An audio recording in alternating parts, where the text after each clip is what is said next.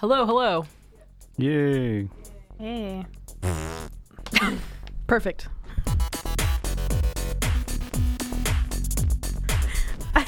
Okay, we're all really excited about this one, I think. Yes! Yeah. That's the energy I'm getting off of this room. We've been holding back, and now we get to cut it loose. Yeah. We're going to party. Like it's... 1999? Yeah. Like I'm so hungry. I just ate the sandwich, but I just am not satisfied. I want to get strong. How would you characterize your feelings right now? Oh. Insatiable? I don't know. Conflicted? Conflicted. A little bit, yeah. I'm Kristin, and today with me is Amber Hello. and Brandon Hi. and Sarah Hello. and Will. Yum. Yum. We're talking about Ravenous, hence all the food jokes.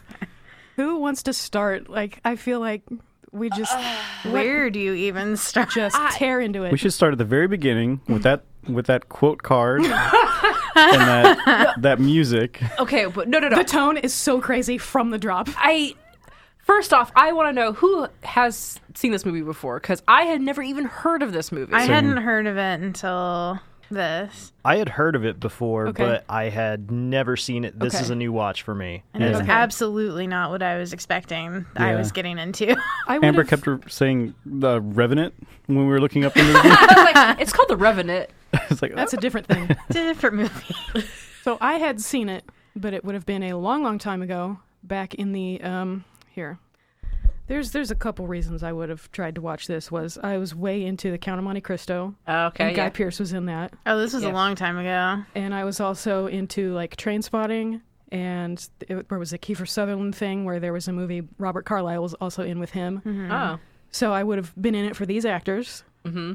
And I don't remember my feelings other than being very conflicted. Mm-hmm. I didn't remember anything about it. So that's where I was coming into it. And it was a journey. Boy, is it. Yeah, that cue card, was it neat? Who was the yeah, first it had quote Nietzsche from? at first, Nietzsche spelled incorrectly. and then it had Anonymous. I didn't even catch that. Mm-hmm. And then Anonymous, eat me. Eat me. Exactly. So that was dropped in so that before it even got started, you would know that you're allowed to laugh at this thing. Yeah. Right. It sets an Yeah. interesting tone. It that certainly just does. Because goes there's also everywhere. like some kind of sound cue that's like an arrow hitting something Yes. when yeah. when that second thing pops up. So it's Oh, like, this there is is a some- cartoon. There was some stock sound footage. Oh my god, the stock sound. So yeah, I read about this being a horror movie, Right. and we put it on. Me having no idea, I've never seen it, never heard of it, and then that quote card came on. It's like, oh, it's a horror comedy. Yes. Okay. Yeah, which was not at all what I expected. It- I thought I was going into something like awful, honestly. Oh, really? Does not look like a horror comedy. I'm still not sure it is a horror comedy. Yeah. I guess we could debate that later. Yeah. I don't know if I was laughing the things I should have been laughing at. Like, It was definitely dark humor, for Yes. sure. A black Yeah. comedy, maybe. yeah. Ugh, okay. Black horror comedy. It's its own category. Yeah. 15 different kinds of metal, and I don't know the difference, so this is one of those horrors. I think it just talking about it right now, it's like I definitely felt this whole time I was like, can you please just commit to just one tone? I see. Okay. Where it was like, this could have been like a really creepy movie. Yeah. Like a really unsettling, really like true horror movie if they had done a few things differently. But then it could have been a really good horror comedy movie, but it just kept kind of like, The tone was all over the it place. kept like flirting Yeah. back and forth. And I was like, what in the world am I supposed to feel Yeah. right now? Yeah.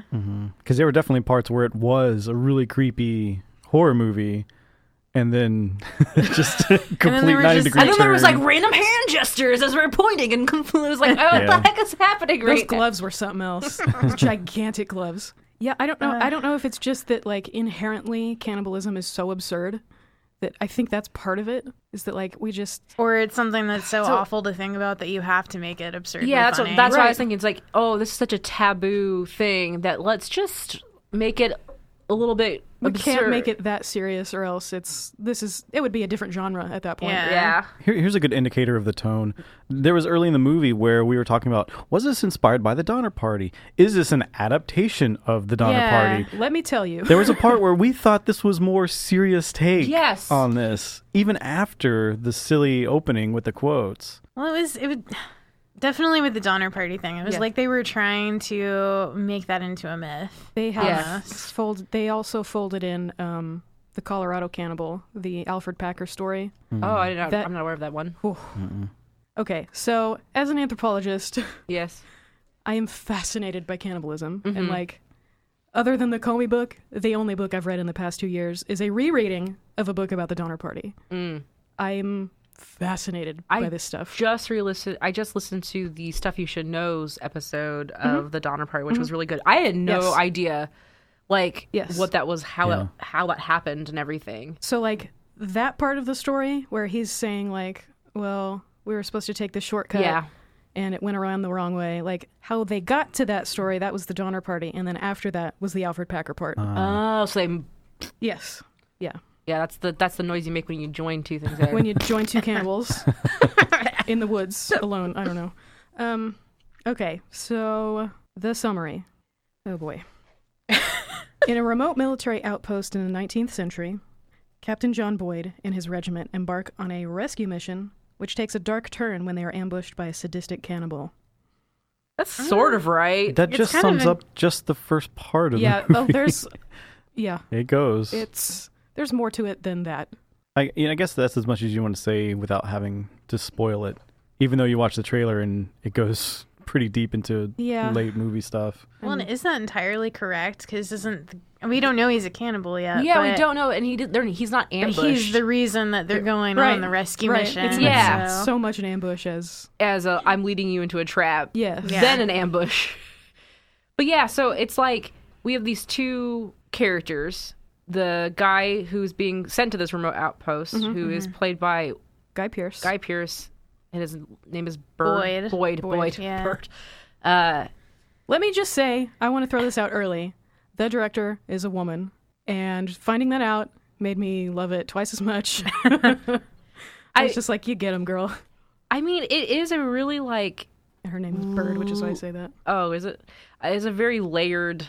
I liked this movie. Like it was a good. I liked it. I liked watching it. Yeah. I liked it a lot. It was very fun. It was silly as hell, and I think most of the time it knew that. Yeah. And there are, I think, some choices I could talk about toward the end that I don't think would have happened with a male director. But anyway, so are we going to do a synopsis of this? How does this work? How do we even dive into I know. this one? Like, how do we even digest this one? I think it's doable. It's more. There's more plot than like in terms of Blair Witch, where like you can actually build up to certain moments, right? As opposed to It's a Night in the Woods. So I've talked about my 4-page standard for notes. Yes. This one was 6. Wow. Ooh, wow. I watched a couple commentary tracks. I don't know where you want to start. I guess the best place to start with Bird, like who this character is. Start at the dinner table. The very first. So is it the first scene? Yes. Yes. It opens with Boyd is receiving a medal, and we sort of get these spliced in things of like he's kind of standing there looking very lost. Like the first 20 minutes of the movie is him looking very lost. I mean, it's right away you could tell that it's PTSD of some sort. Yes. Because this is Mexican-American War? Yes. Okay. So what is it, 1847? Which is the year after the Donner Party. Oh. The winter after. Very fitting. So he's at this medal ceremony, and they're sitting down to the craziest table I've ever seen. Just plates upon plates of just steak. Steak. Like Very, very bloody. wateriest. Yeah. Plate. Made me kind of ill. Like, yes. Yeah, as an absolute carnivore, I was like, I don't know about these. Same. They looked all like there's like this feeling of where it's not even like it's like kind of like lukewarm meat too. It's like not even really cooked. Nope. Well, and saying this is a man who loves a nice rare steak. I just imagine how uncomfortable this is. A table with 50 guys all dressed to the nines in full uniform, and you're about to dig in. It's 120 degrees. Yeah, dig into just... A cow that is still mooing. Yeah. and the flies. The Oh, flies yeah. coming in I on it. forgot about the flies. And we could tell, and like Boyd he's visibly upset. Like you can see that he's like sweating, and then has to run from the table. And it's just like that was a really good scene. Like it was just like the clattering, and then like the shots in on the meat, the aerial view, just how people were just digging in. He's dissociating, wasn't he? Yeah, and then It's just all you hear is this breathing. Like the breathing gets really loud. and I was like, dang, this is gonna be a good movie, good movie. And then he runs out and then vomits, and then Ravenous comes out right where he puked, and I went, oh no. With the goofiest music. Yes! So the director said that the opening titles were based off of a Western, which Okay. she's Makes sort of sense. added to the tone of like, this is not very serious. Yeah. It's cool. Like you can laugh. So I'm going to throw out there, I love the music in this. I I feel do like it too. was so funny. Okay. It lightened things that would not have otherwise been. I agree. I thought that's one of those things where I was like so confused because like the music is telling me one thing, but Yeah. the visuals are saying something else. The Yeah. tone of this movie is just nuts. Yeah, it's one thing, like, if you want to communicate that this is a silly movie, and you only do it through music and ignore the whole visual aspect of it, it's gonna seem a little discordant. Yes. I mean, it is serious in the way that Sleepy Hollow is serious, but then it is also serious in the way that Cold Mountain is serious. Like, it's a clash of those two films, which I could see as very difficult to merge. Yes. Definitely a period piece, so, like, we're talking about an historical thing, Western, sort of, I guess. And then, you know, like the T-Bone Burnett music of, like, here's this kind of shitty bluegrass that's, like, so great. I'm holding back because I want to wait till we get to a certain spot of the movie to talk about the music, what cracked me up. But I think I know what you're talking about. I'm Probably. gonna go ahead and guess. Where were we? We're throwing Yep, up. He threw Yeah. up on the tile screen, Uh-huh.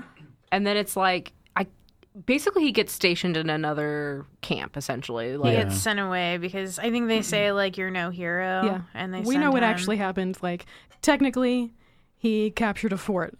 But Right. what actually happened was he played dead, got dragged behind enemy lines, and was still alive. Mm-hmm. So happened to capture the fort that way. right, and he ends up telling that to the general. the general, and also telling it to relating the story back to the other guy, The colonel. I guess. Who is that guy who plays? Jeffrey Jones. Thank you. He's in Beetlejuice. Thank you. That's what I was trying to And figure. he's also in Sleepy Hollow the same year. Okay. And he's also been accused of some things. Yeah. Big Oh, I did yikes. not know. Child Oh, I pornography. didn't Oh, no. that Oh. old chestnut. I didn't know that. I didn't know that either. Actually convicted, I do believe. Yeah. So, Oh, Like, dang. had to register, kind of. Ouch. Uh-huh. so that's one Okay. of those, you see that. and It's like, Oh, well, Yeah. that. It was, I think, just a couple years after this was filmed that stuff Oh, started to wow. happen. Oh, God. I was having a hard time placing. I was like, I knew I've seen him in other Yeah. movies. Same. So he's Yeah. telling that to him as well. But the story that we end up hearing again is he's behind enemy lines. They show actually him under a stack of Dead bodies. in the bodies, cars. and he's saying, "Oh, and my whoever superior officer's blood was going down my throat." And then I were like, see him like get out from under, like, which had to been like 900 pounds, if not I know. 1,200 Yeah. pounds Right. worth of. Just like, how the heck did you get out of there? Because the blood made him Yep. strong. Yeah. For some reason, that did not click until I watched this the second time. Me too. It clicked whenever they started talking about the myth, and then I was Yeah. like, oh, that makes sense why he could have Gotcha. gotten under. And that's the third thing. So there's like the Donner Party, there's Alfred Packer, and then there's the Wendigo myth, Yeah. which is nowhere near California. So I don't know why these Indians are talking about it. I mean, they did, like, he said the word Ojibwe, but yeah, that's up in the north. And they're more Sierra Nevada is more southern, Way west. Way west. Okay. Yeah. And then we also get to meet like this camp too of all these characters, and it's like this just ragtag company. They're all crazy. I Yeah. love all of them. Me too. I would kind of refer to So them as a much. merry band of idiots. Yes. My favorite is the priest.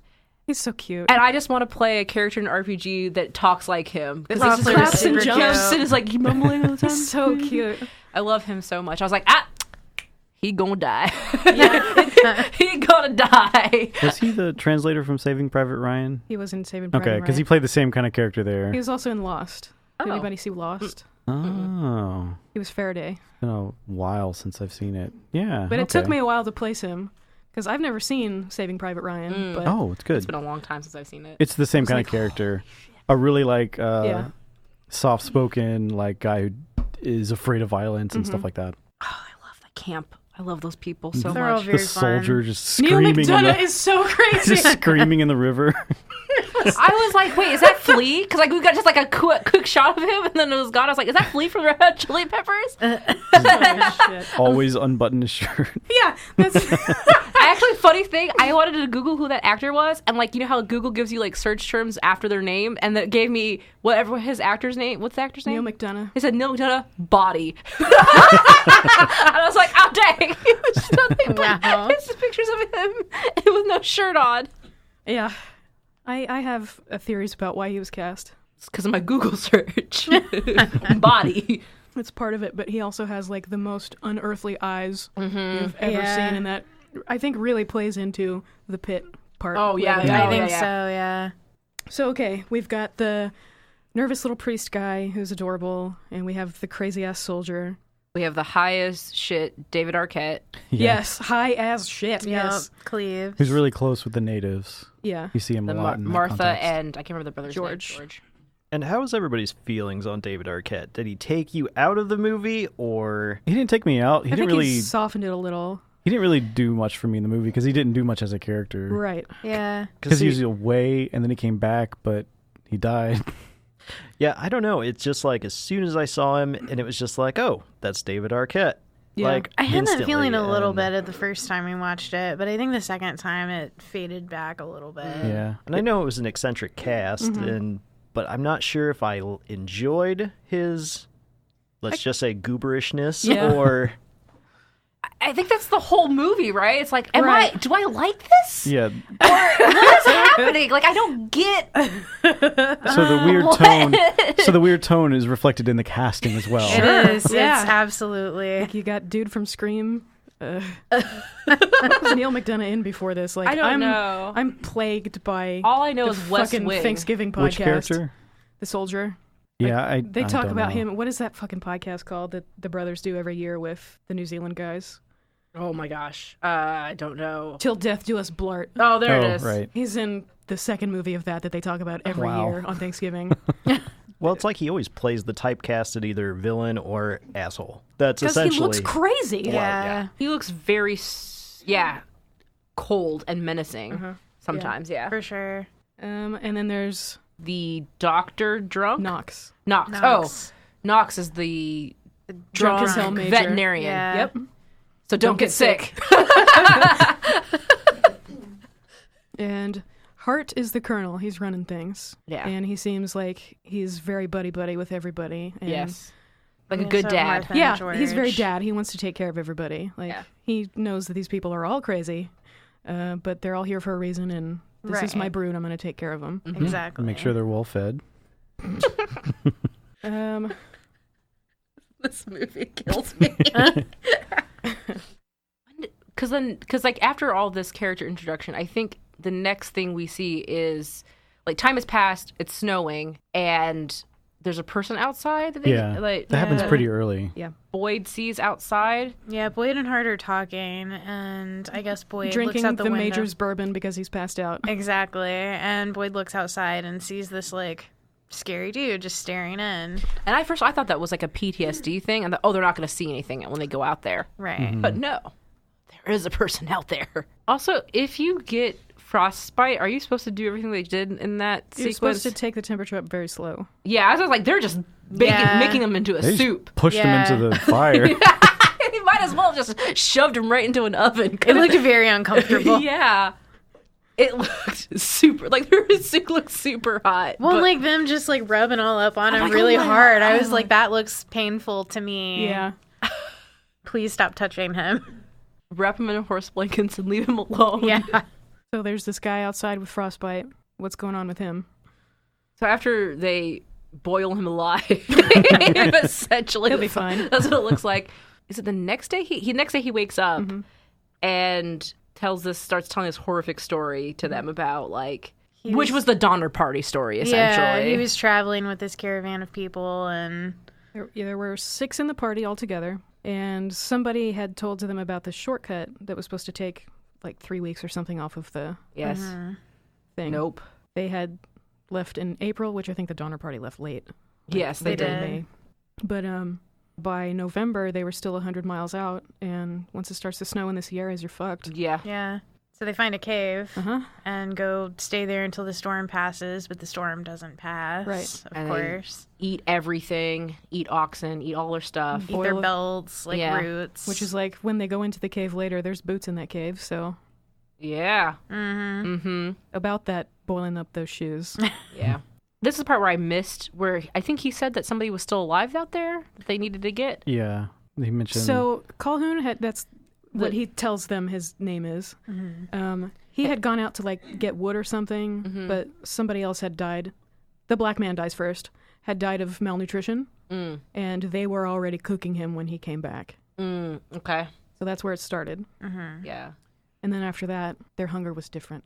Oh, yes. And then they started eating each other. But then to get them to go back, though, what did he say? Well, he said that so there was the one that's died, the next 2 were killed, and then Calhoun said, I just got out of there because with the woman and the colonel left, I knew that he was next. My time was up. So he got out. The colonel at the mission picks up on this and is like, is the woman still out there?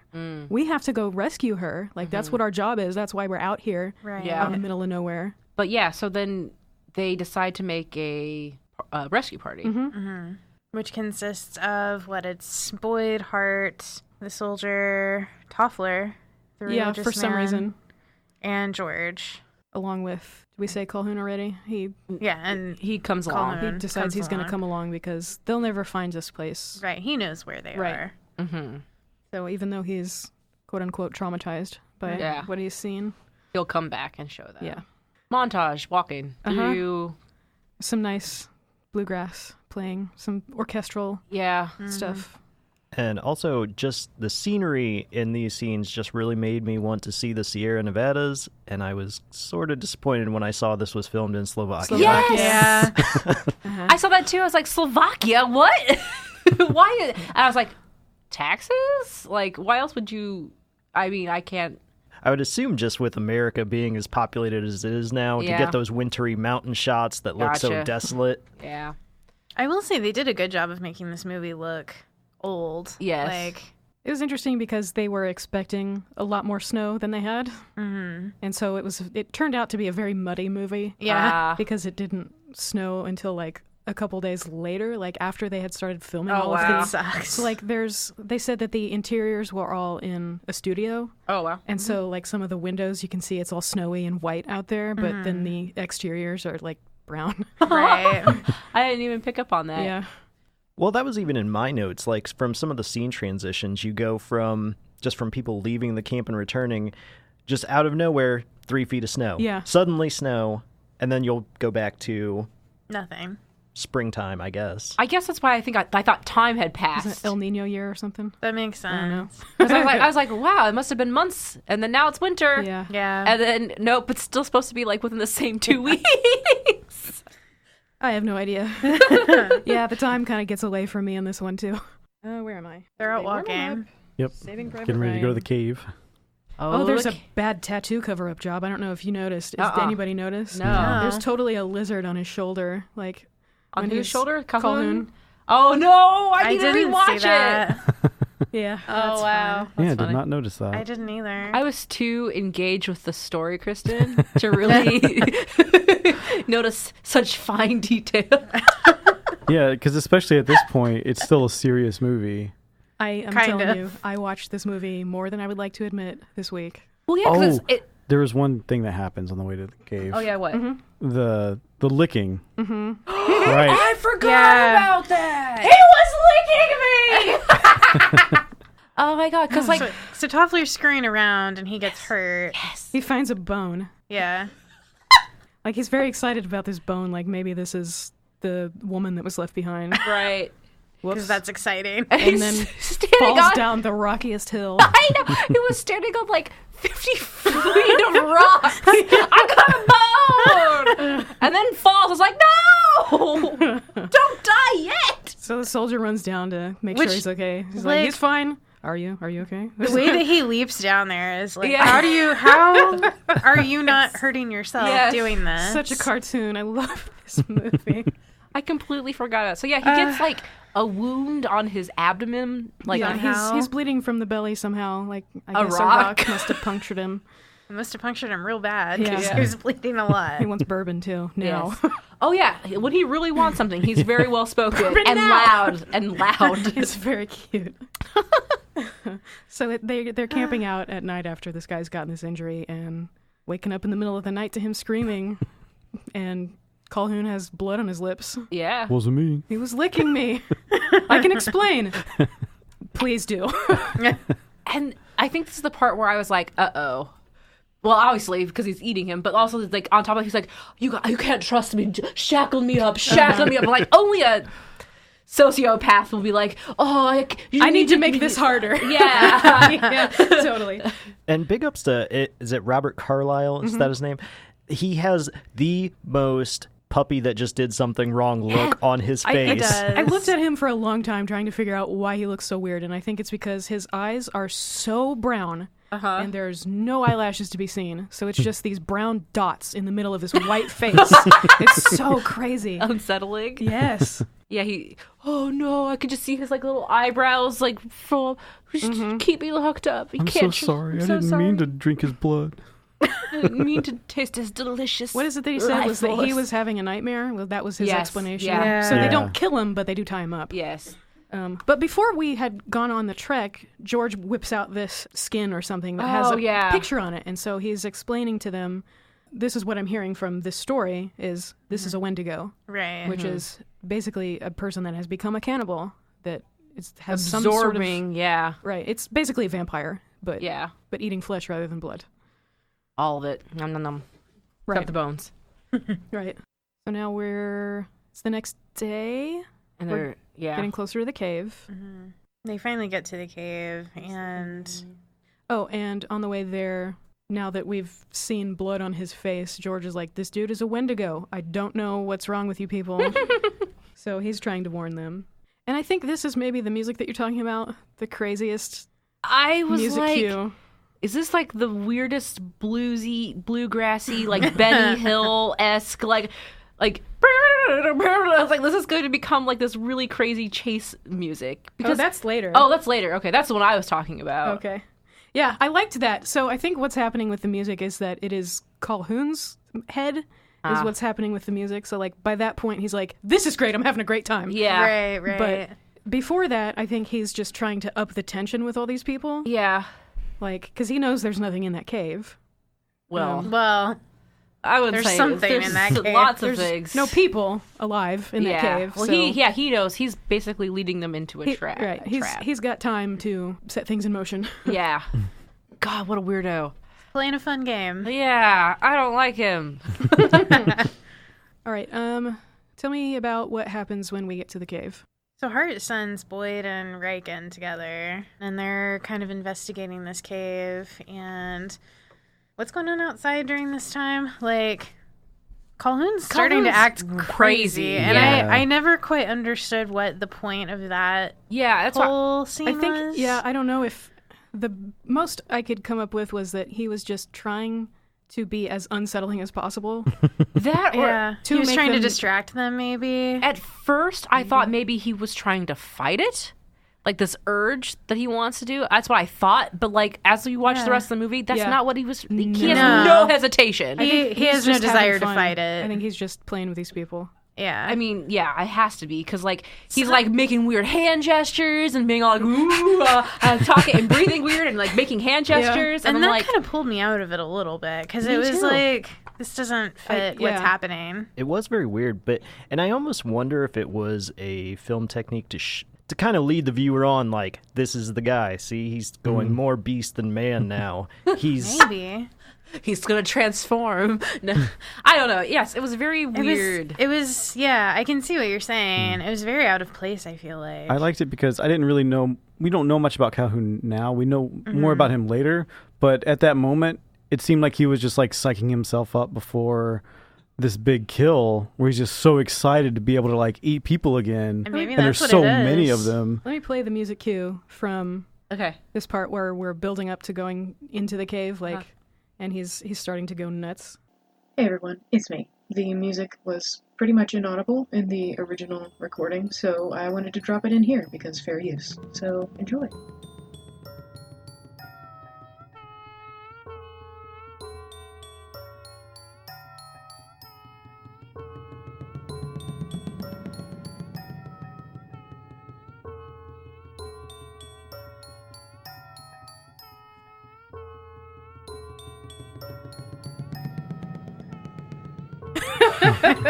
I forgot how weird this is. It's like was a very baby bizarre. mobile. Yeah, there's like toy piano happening.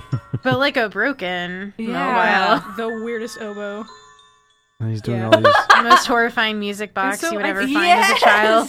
And I think that's maybe part of it was that somebody's playing, but it is grotesque. Yeah. Oh. And I think that's maybe what you're supposed to get from the music. I think that's supposed to play off of what's happening in his head and like Yeah. how it's coming off. Yeah, I don't know. Oh, It was God. very bizarre. Yeah, And that's when the movie was like from like after the vomit title screen to this point, I was like, dang, like this is what kind of I the tone had been like pretty consistent up to this point of like, oh, this is a really interesting mystery / horror thing. And then this started to happen and I was like, what in the heck? What am I watching? What am I watching now? And then they go into the cave. The two officers go into the cage or cave, not the cage, cave. And I remember thinking, why the heck do they have to go down this hole? I would not go down Absolutely. a tiny little hole that has a Absolutely rope not. going down it. Yeah, like it's the smallest hole in the floor of this cave, and it is dark down there. And No, I thank you. Also, no. didn't realize how far back into the cave they had went, and so it was like pretty far. they It Took them a go while to run back out. down, and this is when they find crazy blue eyes, blonde hair guy finds all Five those bodies. 5 bodies. There were 6 in the party to begin with, Yeah, so at most we should have had 4 bodies. Right. If the Colonel's doing the killing, right. So but the Colonel's dead too. And these skeletons look juicy. juicy. Like, it was actually pretty cool from a horror standpoint, I feel like. Like, I thought they looked neat. The shot was kind of weird. I felt like it was definitely a more first person, like he was seeing it. Yeah. But we also thought it was funny how he like was shining a light around and literally did not see 5 I know. skeletons hanging Yeah. up literally 2 feet And he from him. trips on a shoe, shoe. and like, what are you looking at even? Like, why are you looking? Like, he's looking at the ground, obviously, not Yeah. looking. But these have been obviously strung up like they've been Right. slaughtered. There's a skull with tinsel in the hair. The tinsel? It looked like tinsel to me. It looked like it had like blood, like the blood was shining in the It looked light. like shining silver strands. Just something. Is what I saw. Yeah, and he picks up that head too. The driest head. Well, but they find these 5 bodies, and he calls up and asks, like, how many were in the party? 6, right? Then who is this? Right. Kind Yeah. of talking about the 5th body. Right. And then all of a sudden they realize, like, oh, shit. Yeah. This is a trap. And start hightailing it. And at this Out there. point, This is when he starts digging. he was digging. Like he was like Yeah. frantically digging in dog. a dog, The like a doggy dog. dig. Yeah. Oh, so unsettling. Yeah, it's very strange. And I had a moment where I was, like, wondering if he was literally going to transform into an animal or something. yeah, like some weird. Like, is this going to be something totally new? I don't know what this is. But nope, he digs up a giant knife that has a hilt. There's a bone. I didn't even see that Oh, I didn't either. as many times as I watched this. I was looking at other stuff. Because he I guess. uses it several times. So he ends up, I'm pretty sure, stabbing the colonel. He goes for the Colonel first. Yeah. That leaves the priest outside. George is up top and goes to shoot, but he throws something I back. believe. Yeah, was he throws a tomahawk at Calhoun, But Calhoun. Calhoun uses the Colonel's body to catch it. Right. Right. Yeah. And then I don't know how he gets George. Does he throw the knife? I think he throws the knife. Yeah. Does Okay. something. Yeah. And then- George does the most Or wait. bizarre fall into. Or did he just shoot him? Did he take the colonel's pistol? Maybe. Oh, I think maybe that's what he did. I think that might have been it. Because then he turns to shoot Yeah. the religious guy. And then Right. Click, click. Nothing. Yeah. I'm Doesn't out of fire. bullets. So our sweet little guy is just sitting there quivering. And that's when the music happens. I'm pretty sure. Where Let it's me find like, this one. we're going to go chase each other through the forest now. Goofiest chase scene. I think I have the ever. right track here. Well, before even the chase scene, doesn't he? What does the priest say? And Calhoun tells him like, "Oh, you run now," Oh, yeah. and that's yeah, what kicks off the chase scene. Yes. yeah. Oh, you run now. Oh, God. This movie. Run. Of course, that's what this one's called. We're dancing around in a flower field. Oh, God. We've slit a man's throat. We've shot another. We're chasing a third. And two But more let's coming square after dance me. while we're at it. Shit, yeah, this is a great time for me.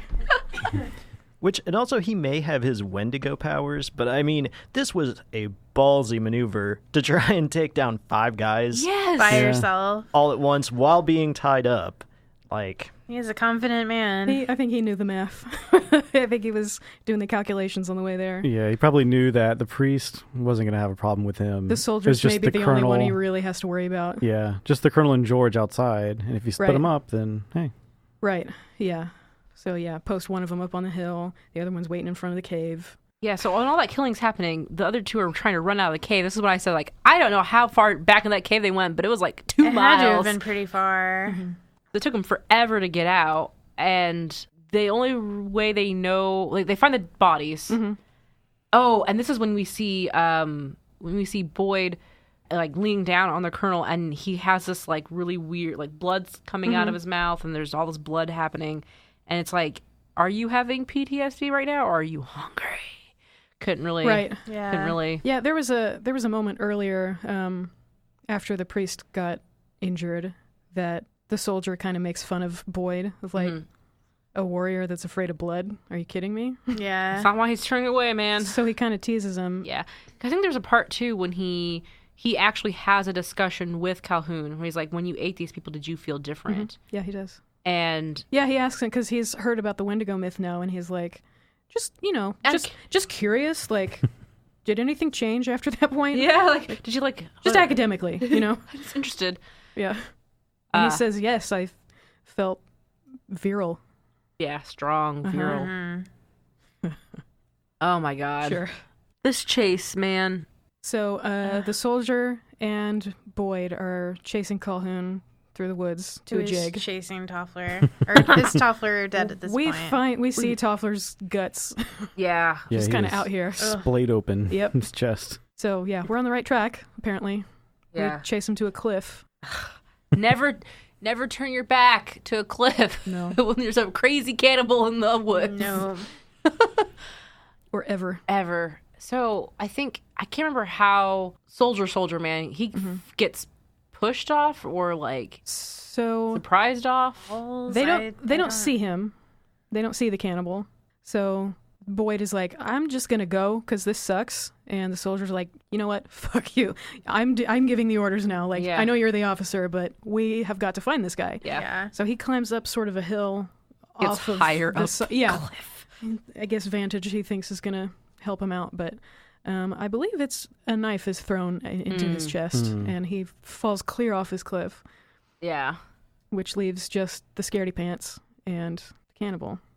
I think this was the chase that, for a moment, it felt like a Wes Anderson movie because of that music was going on, and then they were running against the backdrop of there was like snow, and then there was a little brown. There was like really high contrast, and it was framed in a very flat way, and they were chasing each other through the woods while this music was going on. A little bit of like a parallax. Yeah, thing it was, or it was a frozen frame. There was no Oh, I see. parallax, but it was just a really silly. It felt like a Wes Yeah. Anderson scene. Wow.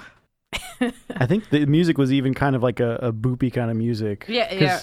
Because they do the bluegrass, but then they also jump to like a more modern sounding instruments. And somewhere in this that was going on, and I was like, this is ridiculous. But Boyd ends up shooting him, and he falls down, Then he looks out to see if Maybe he can fetch the soldier. Yeah, but then in the background you see Calhoun moving, and he gets up.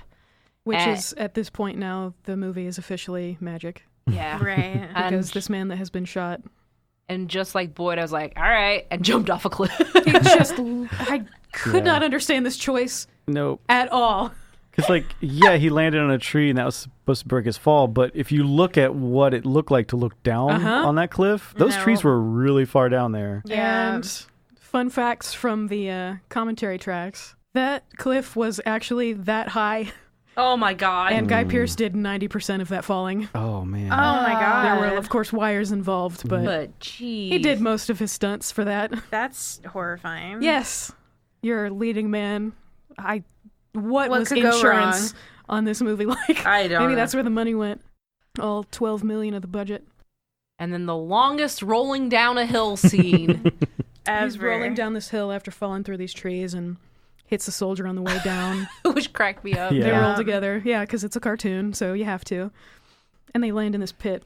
Or I guess Boyd lands first, and then the soldier kind of drops in after him. He gets stuck, and he's It's hanging like there. hanging. And Like then upside down, yeah. And then the other weirdest choice.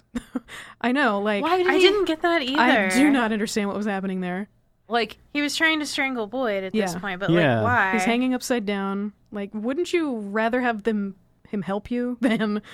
I don't know. Kill what was going him? on. I just Yeah. don't know.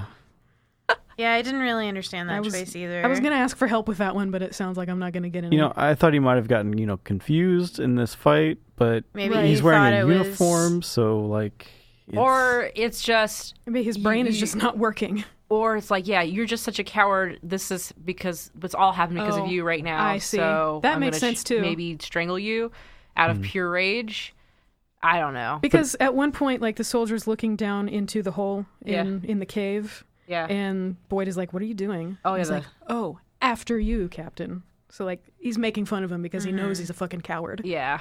And yeah, that I really like that answer, actually. So, thanks. That's the only thing I can think of is like right before he got flung off a cliff, he was like, "You're not you- helping me." You piece of shit. Yeah. Right. Wow, this is all your fault. Amazing. Great. Thanks, guys. Good work. Good detective work. After he's done trying to choke him out, he is dead. The soldier's dead. With a smile on his face, With Use the that That's last little bit of crazy, yeah. energy trying And to kill his- Boyd. twinkling eyes. eyes light up from the inside. Like, they're so bright. Like, his eyes are so crazy. Bone is poking out of his leg. Yep. Yep. Cool. No thanks. Sets it. He sets it himself. He does. They show the full moon so that you get a sense of how much time is passing. Mm-hmm. And then he starts, like, talking to himself or, like, talking as other people talking to him. It's, yeah, he's Yeah. he's Like, not doing he- great. Like he at one point like asks Reich for his coat, even though Yeah. he's obviously dead. And Yeah. You don't mind if I borrow this or take Right. this or whatever. And there's a funny line in there. What's he say? What do you think, Major? But, like, he's a captain, and the soldier is just a soldier. Like, he's not an officer.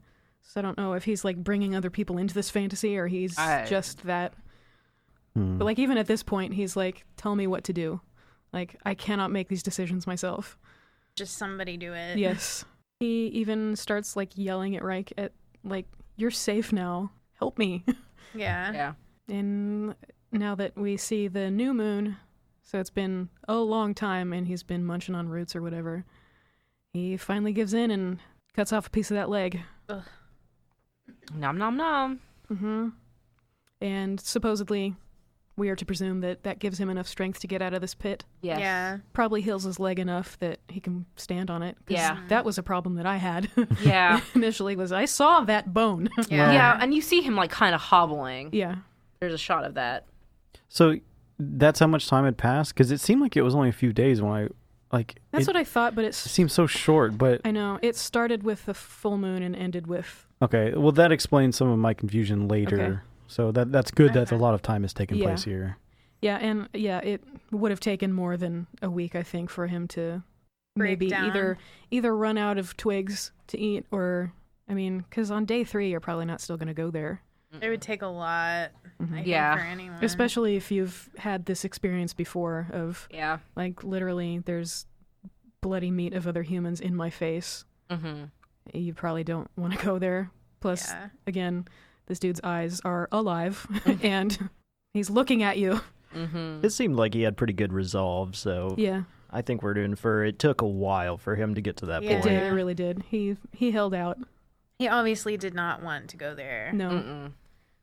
Whether that was cowardice or something else is hard to say, but because I mean that's the custom of the sea, my friend. You're entitled to that leg. Oh, we also see Calhoun as like right after Boyd has fallen into the pit. He's like kind of walking around, Looking. and that's another point that's kind of left. Did he really not know he was there? Yeah. Or did he just leave him because it would be fun? Mm-hmm. Well, they weren't like the scenes that you see him. They weren't like outright silly, but they kind of had a weird, kind of goofy feel. Yeah. Like, oh, I'm just a Wendigo living my life. Yeah. Yeah, like skipping rocks on the stream. And like, Exactly. Yes, it gets Like- stronger even. yeah, like he's having a great 2 weeks. Yeah. Life is awesome. I forgot about that stuff. Well, see, maybe I totally could be just reliving a fever dream and misremembering this Possible. completely, That's so fine. you could cut this out if need be. But when Boyd falls in the pit, how long is it after the soldier falls in? Is it directly after? It's just Just like Yeah. immediately. Yeah. Okay, because I had always wondered, especially with Calhoun being out there, I always wondered if it was like he threw him in there, like, there you go, bud. No, Because- they did crash their bodies on the way down. Okay. So they made like a katamari Yeah. of bodies. And then, But that would have been cool. That if would they have Yeah. been. yeah, they did kind. I mean, it's still possible because they did kind of. They separated at one point, and Boyd is rolling faster. Like than, maybe he's leading them than the there. body. And Yeah. it would be in his character to do that. Yes, of, like, absolutely. goading him into actually Yeah. eating people Especially again. because he specifically asked about what it was like Right. afterwards. So that guy's Yep. like, oh, I He knows what's going on. Yeah. Yeah. And then walking around snapping twigs just to add another edge to the fear factor. Right. psychopath. Yeah. I think he totally knew he was in there. I think so Yeah. too. I don't think there's any way I'm- he I'm- didn't smell that blood. I think so too because I was gonna kind of like fast forward us to this next Sure. area where it's basically he gets back to camp, Uh-huh. he reports everything that's happened. They can't find the bodies at Right. all, period. And oh, hey, we've got a new person coming in, the new lead of this. Since your old colonel's dead. Here's the Yeah. new colonel. So we know time's passed, and it's Calhoun, but cleaned up and in officers' outfits, right? And so there's this whole. This is where I was like, this is creepy. This is like the kind of like horror stuff I love when people are like Psychological gaslighting, you know, Yes. somebody. It's like that's fucked up. Yeah. Yeah. Like, okay, eating people, whatever. Gaslighting people into believing that. I agree. And Yeah. then pinning it on another person Right. is even. Because, like, there's nothing worse than just being like, I know Being my. told that you're crazy. Yes, exactly. Yeah. Even though you saw this I thing know happen. what I saw. And so, yeah, there's this whole thing of, like, trying to prove that Calhoun is the From the story. And, like, oh, show him the wound shot because I shot him. I shot him in the shoulder. This whole dramatic scene of, like, pulling off one shoulder. Yeah. Oh, Just no. a lizard there. That's the first shoulder, yeah. Yeah, and then the next shoulder, and like, oh no, not there. Also, I want to say I really like their outfits, like the I do soldier too. buttons, and then Yeah. you open up the nice flowy arm shirts. That blonde guy that was always hanging out with the general, he looked real good. So yeah, so then basically later on, you know, obviously Calhoun is like freaking this guy out, right? He knows exactly what he's And doing. he goes, oh yeah, I found all the bodies, like, and it's like I finished up the soldier, and he was tough, you know, but all soldiers should be, Right. You know? Oh, and just to drop in here, because I had to look up, his name is Colonel Ives, that's who he's introduced as at the fort, and that's who he said was on the original mission. Yeah, I was gonna mention that Right. too. Yeah. I didn't notice that. So he was probably himself Ives all along. Like Yeah. it is left kind of out there, but he was probably Ives, and Calhoun was probably this made up persona. yeah, Right. or one somebody- of the guys that got eaten. yeah, one of the guys, Yeah. like I would. Right. It's very easy to imitate somebody that. Right. But either You've way, like eaten. it's left unsure whether Yeah. whether he was Ives from the beginning. Well, and I'm not sure if this is before Ives comes back into the picture, or if it's like during, but at one point Boyd has a conversation with Martha about like how do you stop Oh yeah. Mm-hmm. Yeah. becoming a Wendigo, and she says you have to die. Yeah. That's the only way. Yeah. Like, Yeah, he was very forthcoming about saying he ate yeah. Yeah. another He human. was very apologetic about her brother's death, and Yeah. letting her know, like, I didn't do it. Like, even though he came clean, now she is looking out for this guy. Like, Yeah, he's I like, she see you, knows. white man. yeah. Yeah. Exactly. Yeah, so now this is when I told Brandon, I was watching this, and then all of a sudden it became The Thing, where it's like you're in isolated camp, and there's somebody here, everyone's distrustful of everybody, who's actually the killer, and then there's like this weird tension in the camp, because all that's left is Martha, David Arquette, the drunk veterinarian, and now Calhoun and Boyd. That's it. 5 people. And they're all like, there's a whole scene with Martha and David Arquette where they're like, They seem close. yeah, they do. And then they're She's like, he's got this purple scarf and she's wearing it later. aw. I know. But yeah, there's a whole thing where he's talking to her saying, I don't really believe Boyd. Like, I think he ate him. I think he's the one who did it. And yeah. And that's when the scene where he was like cutting meat, and then Boyd comes in and goes, do you need this? Do you need this giant knife? No. No, sir.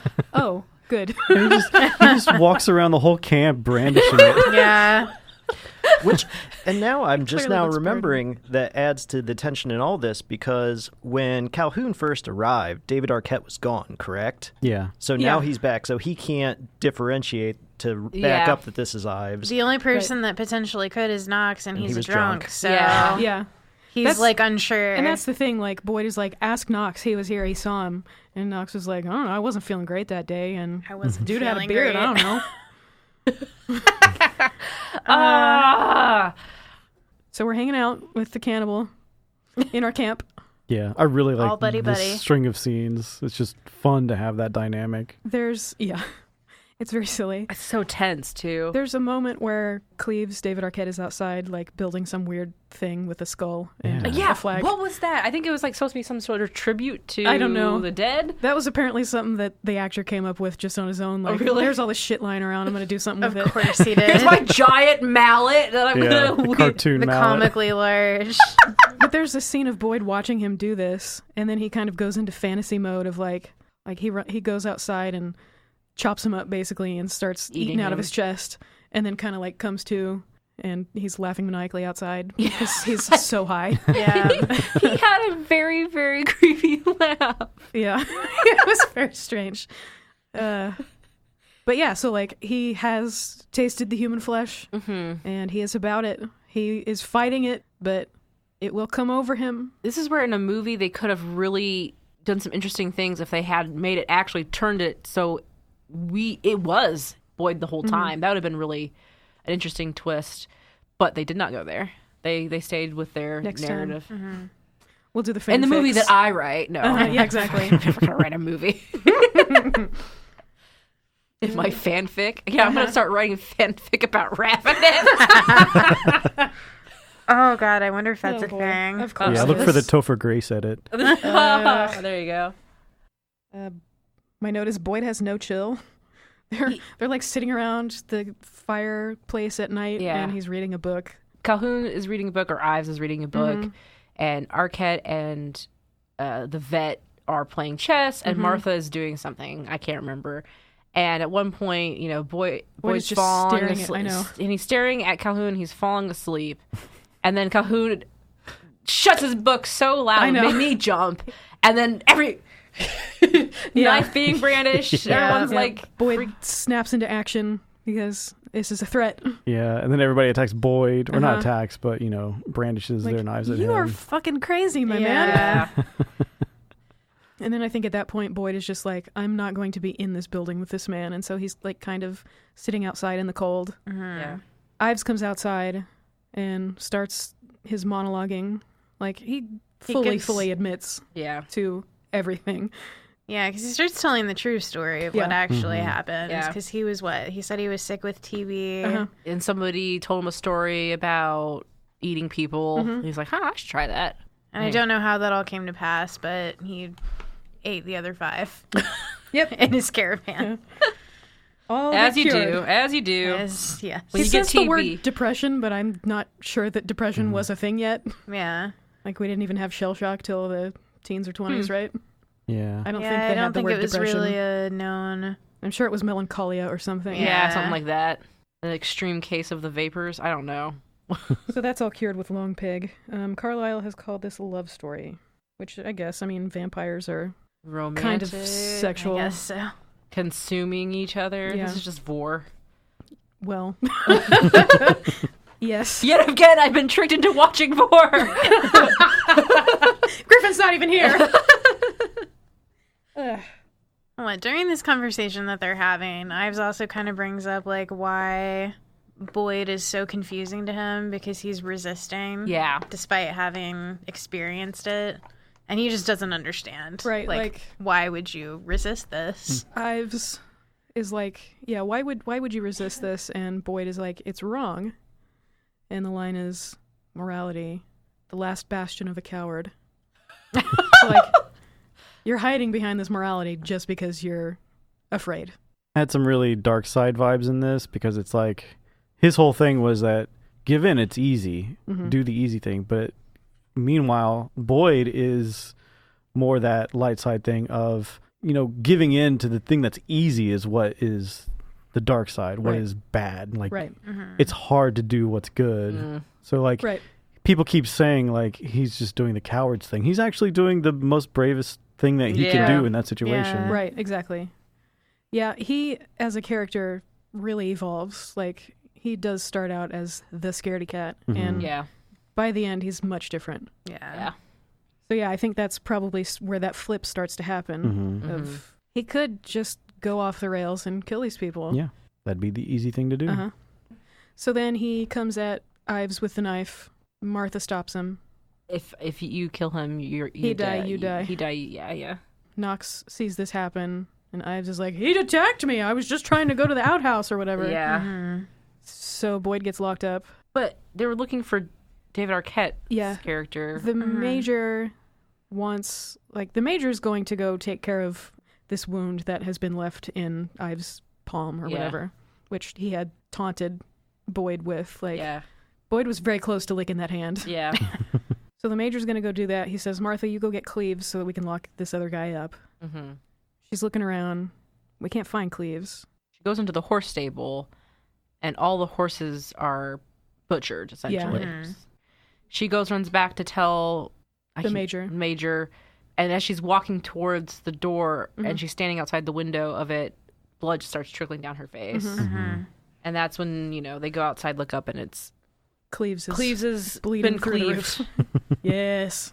And then they're like, oh no. Obviously Boyd did it, apparently. Yeah. He is officially like a prisoner now. And this is, I can't remember if this is where the reveal happens, because it's like, he's like, when did you kill these horses? I was with you this entire time. Yeah, there's sort of this back and forth, like, Ives is making this stew with, like, the most onions and oh god, entire potatoes. This just Bugs Bunny moment. Yeah. Can I? What's this? Can I help you with this? Yeah. And he's like, You can help me with it later. you know, so he's like, later you might contribute. yes, Yeah. Oh my god. You just let me know. That was such a good delivery on that one. Such a Boy, Looney will he. Tunes Yes, situation. it really is. oh my god.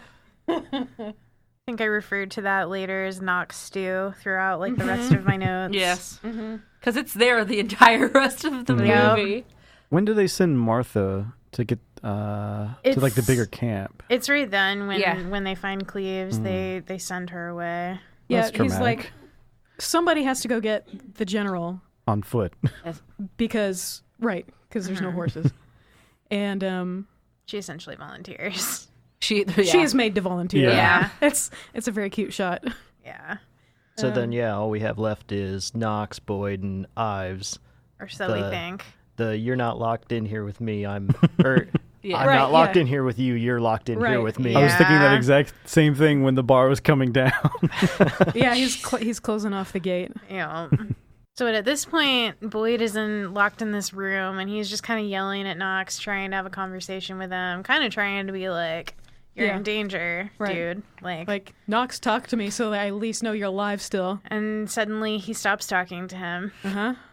And how does this? His sword. So his sword. He noticed his sword was missing. He comes in to talk to Calhoun Ives and is like, "Hey, my sword's missing." And he's like, "Oh," and then chunk. Yeah. It's like a very quick. And you're led to believe that it is Ives who does it. Yeah. It feels weird because Ives is standing at the stew the whole time. Yeah. So you're like, Wait. what is he doing? happened? Yeah. Yeah. It's a very comedic way he gets slashed too, because it's like a character like jumps across the screen and then the slash happens like the opposite way. It was like there may have even been Are a we weird twirling? sound effect. Yeah, Yeah. it was strange. So what happens if Ives was just standing there? I don't remember the next It's a scene. ghost. I is. don't remember how it comes to happen. I Like- think- Doesn't Boyd get let out by Jeffrey Yes, Jones? Yes. Okay. And that's the reveal. Yeah. Is Okay. that He's oh, actually alive. Hart is suddenly still Jeffrey alive. Jones? Suddenly. Ugh. Yeah. he doesn't have his glasses anymore. His hair's red instead of gray now because he's all healed. Yeah. And from this moment forward, can we just say cannibalism leads to some snazzy dressing? Hell Yeah. Heck yeah. Vampires. Oh, yeah. That's all it Vampires. is. Once you become an immortal, your fashion sense just goes poof, on its own Exactly. naturally. I love it. Classy. So yeah, then proceeds to tell the story to Boyd about being fed meat to, like, he didn't even have a choice. Like, Yeah. he was being force fed. Ives wanted to bring him into the fold, I think is what he said. Yeah. And they also want to bring Boyd into the fold. Yeah, for some doesn't reason- make any sense. I wonder if it's just the challenge of it because he is resisting so hard. Like, Yeah, this it will be must fun be. to try to get him into it. Yeah. Because, like, that's kind of essentially what ends up happening, right? He, It's he like, just wants to control things. I think that's Yeah. probably part of it. Well, I'm pretty sure at some point Jeffrey Jones even says being immortal gets lonely. yeah. Yeah, it's And hard that to they- make friends. Yeah. When you're a cannibal. Yeah. And he already liked Yeah, no kidding. Boyd. So. Yes. Yeah. This He is the does part say that confused me. This is where I was confused about the span of time, because Okay. the way the scene was going and he was saying things like being lonely, it made it sound like they had been doing this for a long time. Yeah. The Colonel and Ives. See, Together. I got the feeling that there was either like a month or 6 weeks between like the pit happening Yeah. and this part Yeah. Yeah. where Hart comes back. I don't Yeah, know. because it sounded like they had been doing this of like he had already been through with Colonel Ives as they have taken in people, eaten them, and then let them go on. It sounded like that was already happening, and that's where I was confused. But if that much time had taken place in the pit, it makes a little more sense. Plus, I feel like Yeah. if you don't see the world as supernatural, the way that the Major doesn't know that the world is supernatural that he's in, Yeah. and you're looking at this man's leg where the bone was clearly sticking out of it, and he's walking. There has to have been some time that passed for him to accept that reality. Mm-hmm. I mean, I know you're drunk, but still. Yeah. So yeah, I think there was a bit of time there. I struggled with that too. Like, the only one I'm sure of is the 2 weeks in the pit because of the moon. Mm-hmm.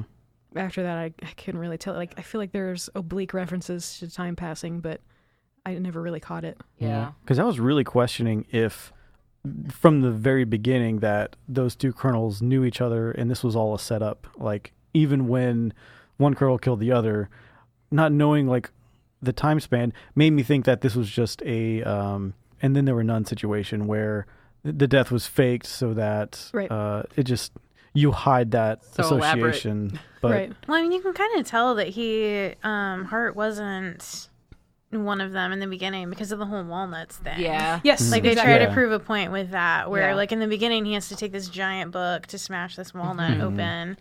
And Eh. at this point, he's just, like, crumbling this thing in his hands into dust. Yes. I think maybe it was one of those things where he's the kind of like look on the bright side of things kind of person, Yeah. like Yeah. obviously. Yeah. And so he's like, well, you know, now that I am this, like the hunger's not going to go away, and well, I guess it's gotta be do nice to have friends. What you got to do. Yeah. And you're already, you know, Yeah. doing it, well, are a part of this sort of begrudgingly. Yeah. So let's just be a family and Yeah. eat people who are on their manifest destiny. Yes. Right. Yeah, that We'll becomes the whole be thing. selective, of course. We don't want to break up We don't families. want to break up families. Well, and I wonder if part of it for Hart is maybe that he already didn't really like Ives and didn't want to be I stuck think with so. him. He would rather have I think that's part of it. Yeah. a friend I mean, that's I would- not Ives. If I had to choose between Ives and yeah, I would take And this very Boyd. quiet guy Yeah. that is basically just there. yeah, Right. Boyd. I'll share drinks with him every once in a while. That's fine. Yeah. So when Boyd like kind of rejects this idea or is like, I'm not gonna do it, like I moral Yeah, conundrum or whatever, he gets stabbed in by By Ives. Ives. It's like, oh, it's not fatal. Like it's I mean, you will die eventually, but like you'll have a choice. But we got the stew going on. Jeez. This scene is so funny. God. So they're inside. They all have this stew sitting They're in all front of dressed them. to the nines. Yes, they are. Fine dining. And Boyd is on the couch, like his eyes are starting to cross. Yes. I was like, am I laughing or should I? I know, Should like I be? he's oozing. Yeah. Like every once in a while, blood know. coming out of his mouth. And even Ives gives him this look that's like, you poor motherfucker. Can't you just do something? Right, and so like eat the meat in the stew because it's what's his face. Knox. Knox. I kind of keep calling him Cooper for some reason. So Knox stew. That'll be. I'll remember That's it that what way. I kept referring to it as. If he eats it, he'll get healed. But like, I can't even imagine wanting to eat anything when I'm like, I know, like, my guts are basically outside my body. Yeah. Right. Like, I don't know. And so this is where I thought, oh, the movie's gonna end. Like I was like, oh, he's obviously going to stand his like he has been resolved this entire time. He's not going to do it. Or I was like, they're going to end it in the way where he just falls forward face first and then it just cuts to black. That's what I was thinking was going to happen. No. It doesn't. So they're... They basically cut to the next day. And- Boyd is looking real good. I was going to say, did anybody else see the trivia on the stew portion with Guy Pearce was actually is a vegetarian? Oh no. Yeah. So, and that was actually a lamb stew made for the no. cast and crew. And I guess he would take a bite, and then as soon as the director yelled cut, he would spit it out. Yeah, wow. Oh. The director was also a vegetarian. But you have to have meat in there Yeah. because I mean, it cannibals. makes it realistic when you're eating it and you don't want to. Yeah, and you're like, Apparently Guy Pearce insisted on actually having the stuff in his mouth. Well, I mean, But yeah. it makes it feel Yep. yeah. Anyway. real. Meta.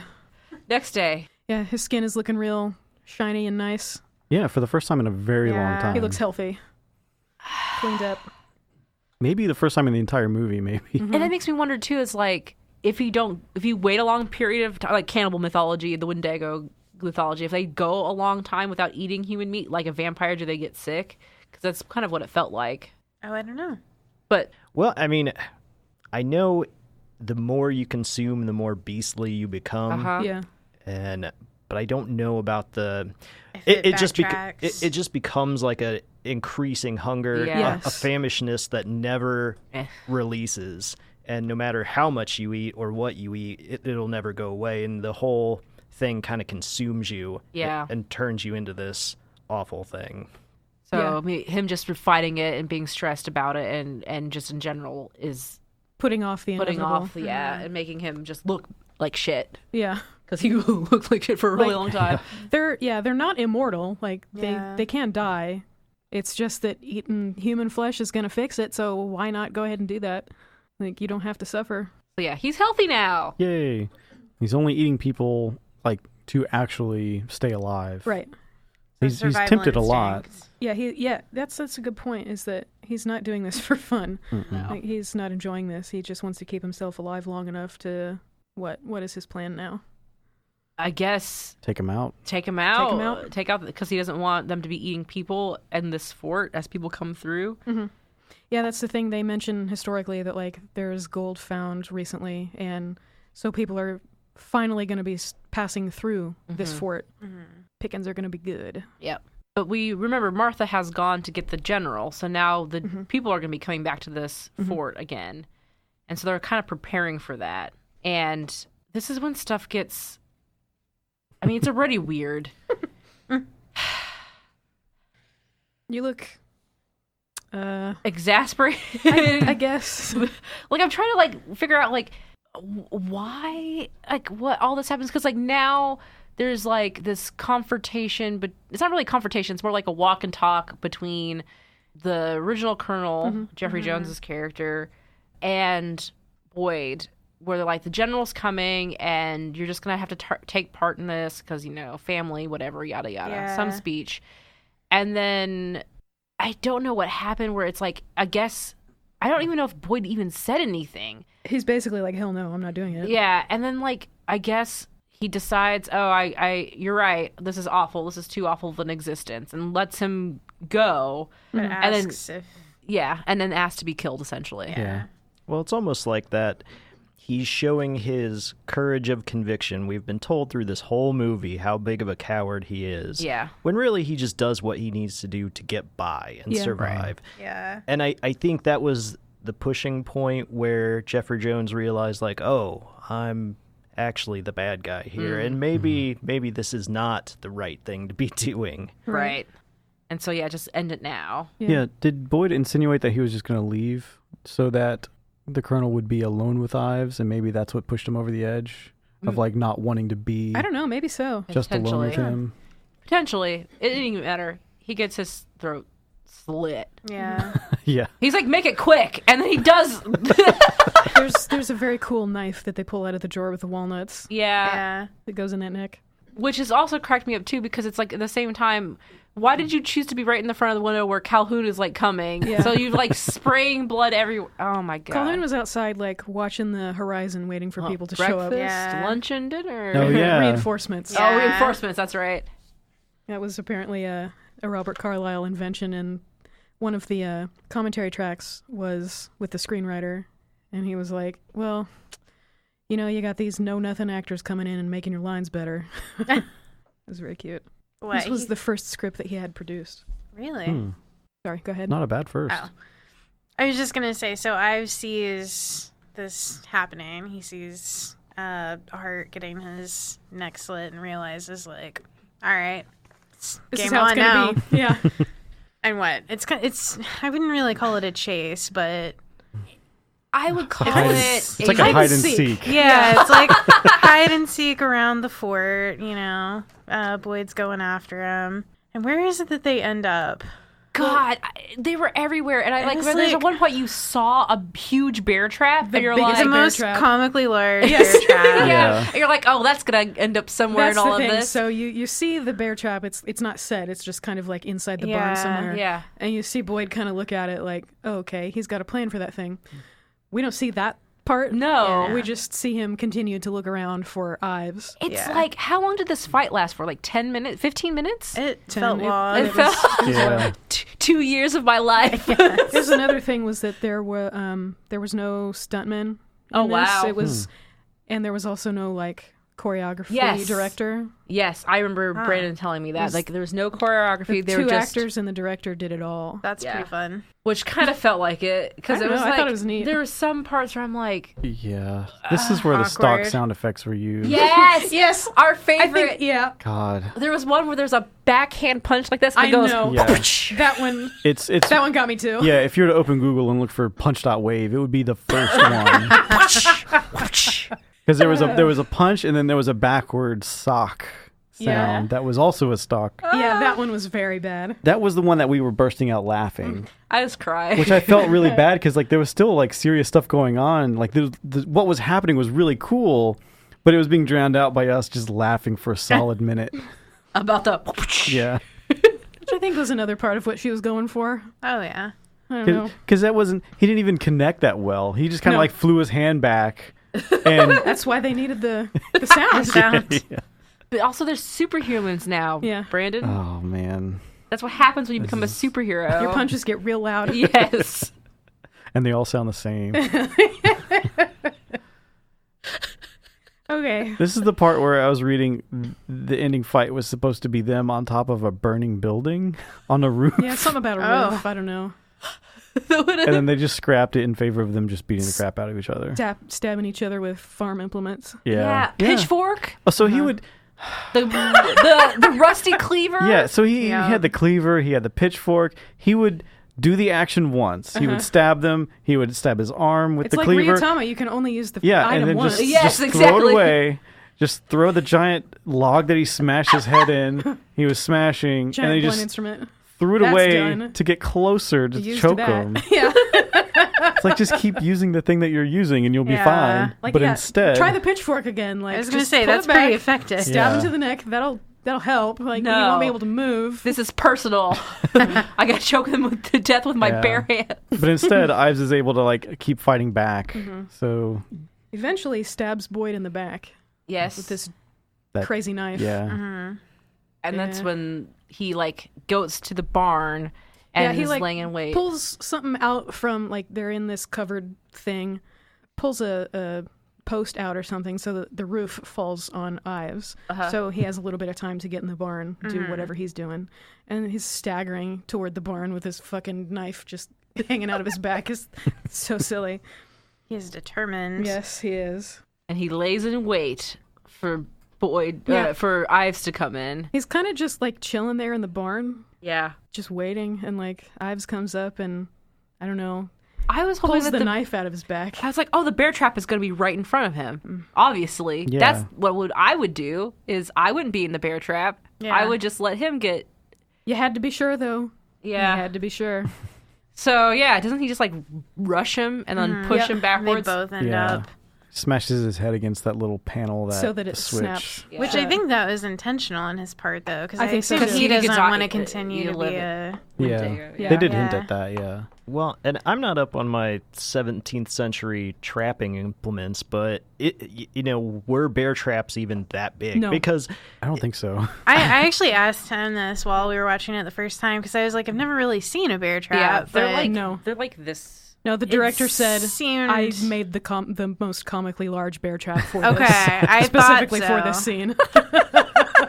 Yeah, she Yeah. knew what she was It's doing. not a bear trap anymore, you guys. It's a one-day trap. A human trap for sure. Yeah, because really you're just trying to get the paw traps, Yeah. not, Just the not the foot. entire torso. Yeah, okay, that's what I thought. I thought they were like small. Like This is an elephant trap. I was going to say maybe like a foot and a half in diameter, maybe? Yeah, it's huge. No, It's yeah. enough to This trap thing's like what, 2 3 feet men across. Yeah, it's probably huge. that. It's It huge. was that. But my favorite line in all of this was Yep. when Ives was like, "You better hope I die first, Yes. because I'll eat you." I'm definitely Yeah. going Well, to eat you. Well, he starts it with that was really sneaky. Oh yeah. Which made it to the trailer. Yes. Oh, did it really? Yeah. I didn't know that. Man, trailers suck. Gotta hate trailers. Yes, that was very sneaky. And you better hope that I die first, because Yeah. I'll definitely eat Right. you. Yeah. But the question is, what are you going to do? Yep. Bon appetit. Doesn't he go like, What the fuck? Yeah, the whole scene is Oh, yeah. Oh, that was my favorite. longest exhale. This went on for like 30 seconds. And this very tense scene is interspersed with the general walking through the fort, eating the stew. Oh, yeah. Oh, The and legend lives. Before that, Martha actually kind of walks into that barn and Yeah. sees them, and she just backs She out. says, fuck that. I'm like, gone. nope. She noped the fuck out. Yeah, she did. So, final girl, officially done. She made it. Or so you think, because the new general or whatever does eat the stew. Yes. it's true. Potentially starting the whole thing. Yep, wait for Ravenous again. 2. Ravenous 2. They definitely The opened it Hungerer. up. Oh my god. This movie. So just talking about this movie, the way we're describing it makes it sound like it's tonally consistent. But everything that we've been talking about has been matched by this weird soundtrack, the acting, the phrases, everything is just so chaotic that hasn't really been described by us so far. Like, we've talked about things being weird, but talking about all the events seems like this is a normal plot of events. It's not. It's not. But the tone is just so up and down with the music. Well, even all the oversized items, like the hammer, Yes. the bear Yeah. trap, they're just comically large items placed in to just The make stew. The stew was The really, stew, really yeah. large. to make it just feel like you're in this weird dream state of nothing really feels real. Like, I don't know if you were like, he puts handfuls of like onions and carrots in this stew, and there's still huge piles Yeah. of it Yeah. on the table. There was Yeah. like 40 carrots. so much. Everything was over exaggerated. Yeah, I don't think in talking about it, if somebody's listening to this, I think they get the idea of like the up and down and the weirdness of Yeah. it. I don't think it sounds like Yeah. it's so weird. I did not know how to feel the entire movie. Like, I know, am I like- supposed to be scared? Am I supposed to be laughing? I don't know. Am I this grossed satire? out? Should I be unsettled? Like, I don't know. It was very what a ride. It was not what I expected at all. I didn't know what it was. I didn't either. I thought I was just walking into a awful horror cannibal movie. Like, I thought it was going to be kind of, like, rough, honestly. Yeah. Well, even throughout, I even got tones of probably someone smarter than me could allude to this, but of a comment on American imperialism. Yeah. And on Manifest Destiny Yeah. was a big part of of the Yeah. cannibalism and Yeah. the taking Yeah. of things. Yeah. And Americans eating Americans. Yeah, and Yeah. resources and land and Yeah. everything. Yeah. Definitely. I mean, literally, but also just figuratively. Yeah, like there were natives in this film and they got pushed around. Mm-hmm. Yep, constantly. Yeah. Yeah, I think that was very deliberate. So at the end of the movie, it just kind of pulls back out of like the two of them like snuggled together in this bear trap. Yeah. And that's, I think, the shot that Yes. would not have flown unless the director was a woman. Like, because that got pretty gay toward the end. Yeah, it's like, are they going to kiss? Yeah, there's a One lot. point- I mean, like, there was a shot of Boyd, like, looking at him, like, so lovingly in this weird way. And, like, his hand is near his neck, like he's going to pet him or something. And then it's just like they just fall asleep together, like wonderful lovers. I don't know. I think that would have been too gay for a man director. But like they said, like Robert Carlyle decided this is a love story for sure. Which I can kind of see. Like, again, vampires are already pretty sexual. Yeah. That's what this was. Like, this wasn't so much a cannibal film. I mean, kind of, but It almost took a backseat to everything else. yeah. I mean, that lore is what pulls you into the story, but I think the way it finishes is definitely more supernatural than what we would generally consider to be a cannibal thing. I don't know where I'm going. I'm starting. No. I get you, because it's like, it's one of those things where I said at the beginning, I was like, I wish this movie could have committed to one, like, strong theme, and I could feel like there was this like weird tension of like we're comrades because Yes. we share the same affliction, and so why are you fighting it? And like it could have been a more focused on their dynamic, but at the same time it had the horror elements of chasing and like this weird like other people are dying and whatever, and then also the weird comedy. So it's like there was like these three things going on that to me it was almost too much. Like if they had just chosen two of those three things Yeah. Well, and I together. I think the one thing that kind of consists throughout is that it's a battle of morality. Yes. Like, I think that's the only thing that really Yeah, it could have, stays consistent. and that could have been played out really much stronger, especially if it was focused on the two characters. Like I wanted more. There should have been more Boyd, I guess. There should have been more Boyd, and there definitely should have been more Ives' interaction story that wasn't. That wasn't flat exposition. Yes. There was a lot of that, yeah. Their relationship and what Ives was probably wanting from Boyd kind of reminds me of Interview with the Vampire, where they had that one new vampire who was just getting his blood from rats.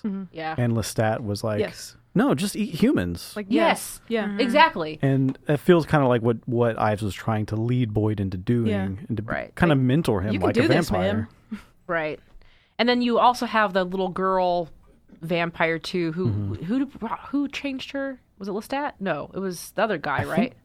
I don't know. Was she the older one? I can't. I don't remember. she was the oldest Been one. 20 She years since I've turned- seen that. Okay. I just remember like there's another like bringing into fold, so it's like, oh, then you have the other third party, and which would have been Jeffrey Jones's character. Yeah. So, and like when I think about Interview with a Vampire, I really just remember the character drivenness of it. In this movie, Yes. I'm just gonna remember giant bear trap and like the weird death breath and like The absurdity of everything. and it's like, well, that's fine, but there was so much hints at Right. something deeper Right. that I was really craving. Like if this was really supposed to be a satire, they didn't go all the way there. Yeah, because I think of stupid movies like The Lost Skeleton of Cadavra, which is like this ridiculous, like, we're making an old sci-fi horror movie, but we're going to go B-movie hard on this to the point it's absurd. And it's so funny and it's so good. Really clever writing in it as well. But it just, like, it didn't fit. Like, it was, like, almost, like, cheap Yeah. tricks. I'm not to, like, I don't know. You only have so That's- much energy and resources, and they're splitting it three ways when it could have been. So what In would one or you two. have pulled out? Or what would you have smoothed over? Like, I feel like for me, like with this, I wanted this to be a more serious in tone movie.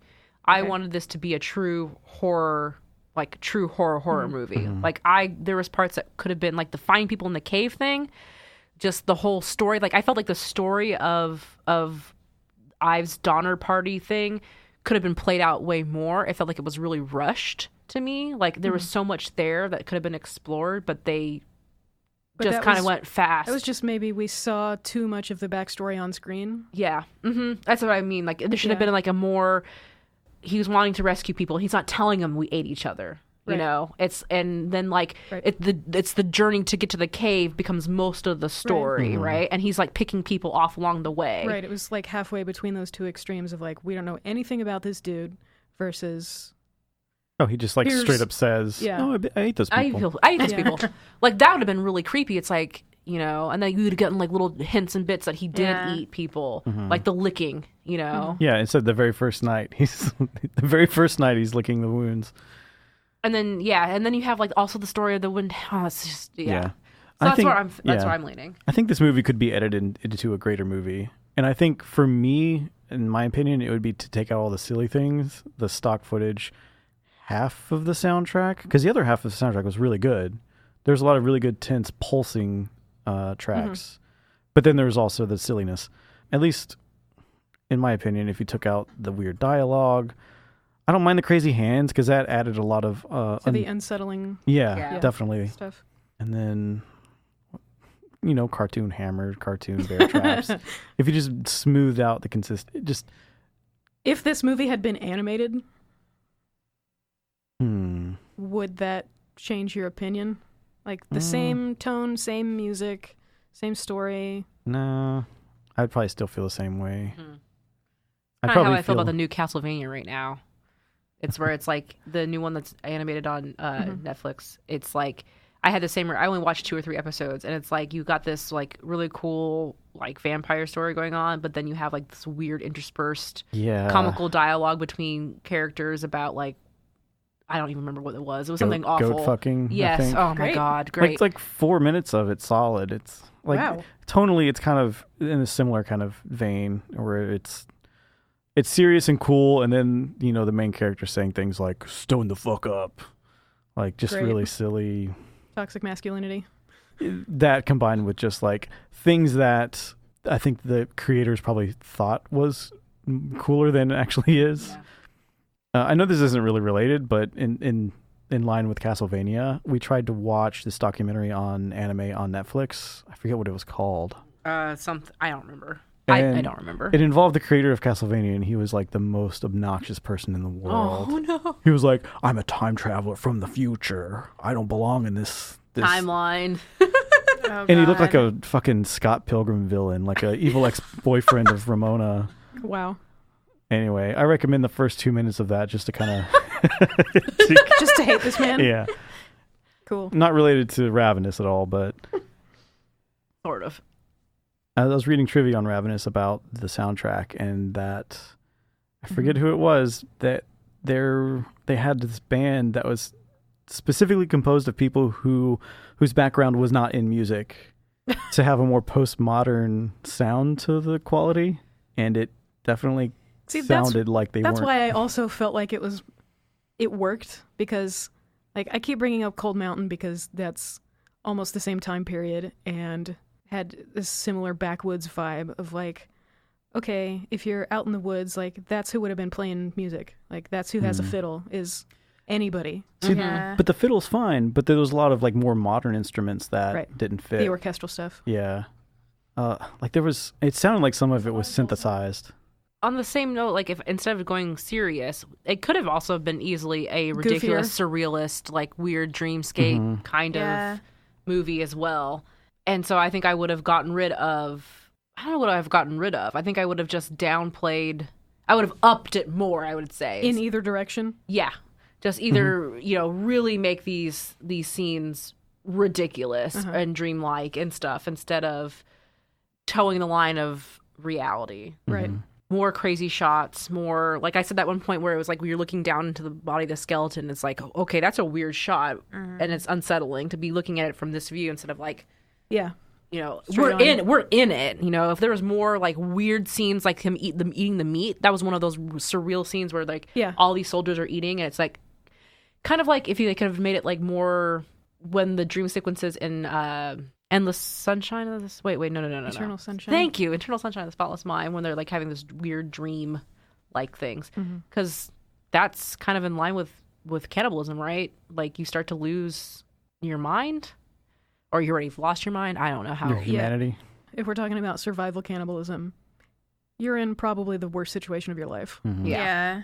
So stuff starts to not. Your brain is probably already not working. Like Right. it is not getting the fuel that it needs. Yeah, you're already in shutdown. Yep. And then you add all this proteins and Yeah. amino acids that you shouldn't be. That scene at the beginning with all those steaks on that table, that was a lot more surreal than basically anything else. Yeah. It was pretty grotesque, It was honestly. very strange, yeah. Nothing green on that table at all. That was No. a really good scene. It was was. crazy. And like more of that, Yeah. more of that kind of stuff. And then I would have been like on board with the silly, weird, discordant music as well. I love this movie. I was just going to ask you guys, like, I haven't heard what your take on the tone Oh, is. I love this movie. I loved it. I don't know what I would, because it's unusual, and I think that's why I like it. I mean, the tone is really weird, It's wacky, yeah. but it makes it so fun. It's a Like, very I fun think so. movie. Well, that's what I say. It's like just because we're making suggestions about Yes. what it doesn't mean I don't like this. Yeah. Oh, movie. yeah. It's just like Totally. I see what they were doing, and this is like ridiculous. yeah. And I'm like, I don't know if I could have even like handled all this crap, but like, and I loved watching it. Yeah, it was we such a really got into it, especially around the time with the camp and the running through the woods chasing each other. yeah. I was like, just what like- is going on? Fucking jig, like, I don't even know what I'm supposed to think anymore. Yeah, it got crazy. Well, yeah, I really enjoyed this because I think, as odd as it felt, that kind of helped because I never felt like I was on solid footing of Sure. what I was just enraptured by what is going on and trying to place myself in this world and what's happening. And I don't know, just something about it all came together, and I don't know if it would be too dry, if it was just serious. I kind of feel that way too. In the 1840s, Yeah. army guys eating each other, which, you know, probably would make a fine movie. But I think it's those That's little... why I think it would be a different genre. Like, Yeah. it would just be a drama at that point. Like, there's no horror. It's just drama. Yeah. It's those little moments that just kind of lighten the mood, yet still draw me in because I'm still trying to just get a feel for this. Right. And without that lightened mood, I don't think it's a satire anymore either. Right. No. And also, this is one of the... I cannot think of very many other cannibal movies that don't involve mutated hillbillies, regular hillbillies, or the Yeah. primitive savage. Yeah. That's This pretty is- much the key to any. One of the best grounded, I guess you could say, cannibal movies, or anything even trying to tackle the Wendigo. Right. Like, lore. they That's true. point toward the native story, but it's totally a white man that's doing it. So Yeah. maybe that's just how the universe works. And the natives happen to write it down before anybody else. This is a very unique and engaging movie. Yes. That's a very selective way to put that. It is unique. Very accurate way. It is very unique. Like, I can't really think of another movie that is like like it. Like, I could say, oh yeah, that's like a Ravenous movie. Like, it's so Yeah. its own thing. Yeah. And I don't know that a lot of people could go into this and come out of it saying, like, I loved that. I think a lot of people who are too self-serious would go into this and be like, what is this bullshit Yeah. that I just watched? Yeah, like a lot of the like New York Times reviews were like that. But Oh, I'm then sure. Almost every review I read from a horror site was like, "This is the craziest, Most fun awesome." thing Yes, ever. exactly. Yeah. Like as a genre film, it is amazing. Yes. But if you're just looking for Oscar bait, it's not going to be a Yeah. thing. And not everything needs That's to be that. exactly, and you that's know not what what this is. And it's also surprisingly comfy. Even prior to Yeah, this weekend coming in, I just turned it on a Sunday afternoon, and by the camp scene, I was taking a nice little nap. Yep. Well, yeah, because like up into the camp scene, stuff is pretty like run of the mill movie. Yeah. It's fun. Like I want to give these guys a hug, Yeah. kind of thing. Like, oh, this poor sad man who They won't let him write his hymns. Yeah. And then you just take a nice nap, and then oh no, here we go. He's licking me. He's licking me. Also, I know it's a little late now, but now I'm just now remembering, wasn't the priest also, he couldn't read?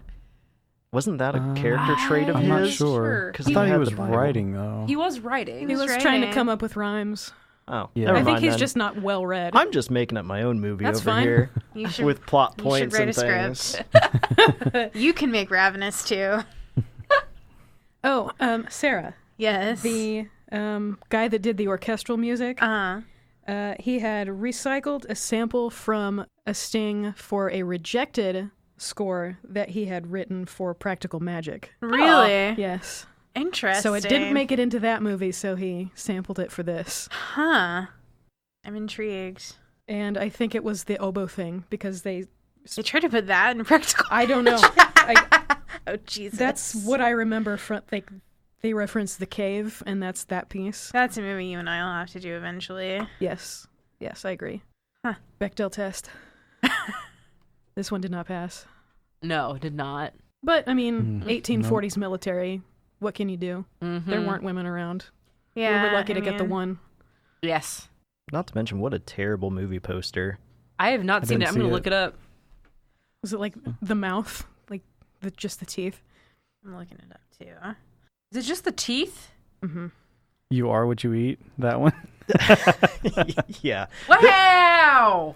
That looks awful. Oh, Yeah, wow. that's bad.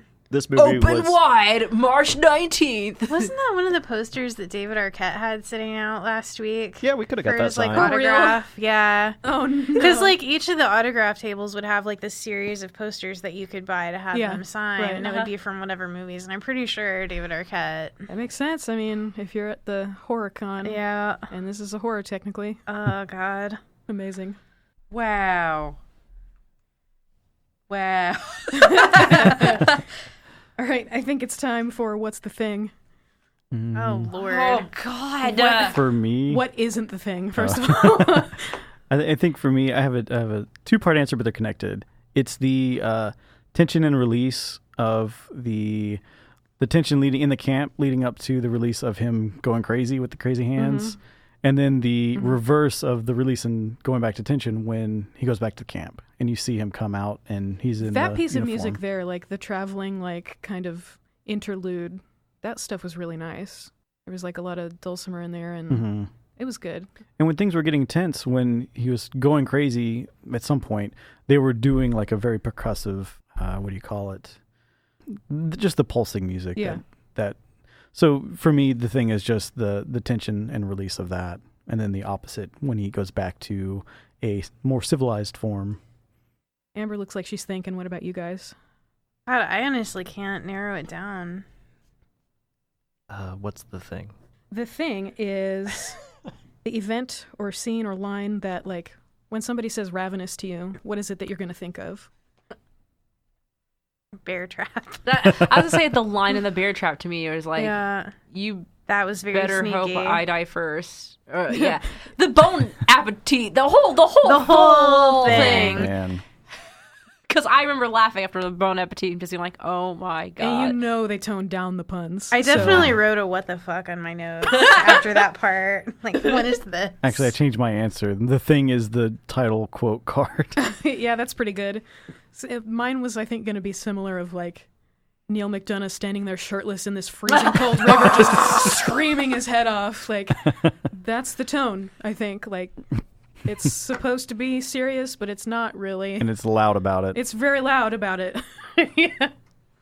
The thing for me is either Robert Carlyle himself, just Yes. from Doggy Dig to Suave smoking his cigar in the parlor, or the music. I mean, the music alone is just all I can ever think about is those scenes, those transition scenes where you just hear this discordant... Like, what the hell am I listening to? Yeah, and watching. Like, how Yes. does this... Yeah. God. Yeah, could anybody else have pulled off that role? Like, who else could have done that? Carlisle? Uh-huh. Man, I don't even know. Robin Williams. No. He's too soft. I just think about like It is interesting because he's a really short guy. Like, he's 5'6". And he has a sort of Hugh Jackman look about him. Yes. And if you've seen Hugh Jackman in Chappie, God, don't watch Chappie. I think he could probably pull it off because Chappie's character, the guy he played in Chappie, was like a weird. All I know is that I think there were shorts involved. Yeah, and he was holding a football the entire time.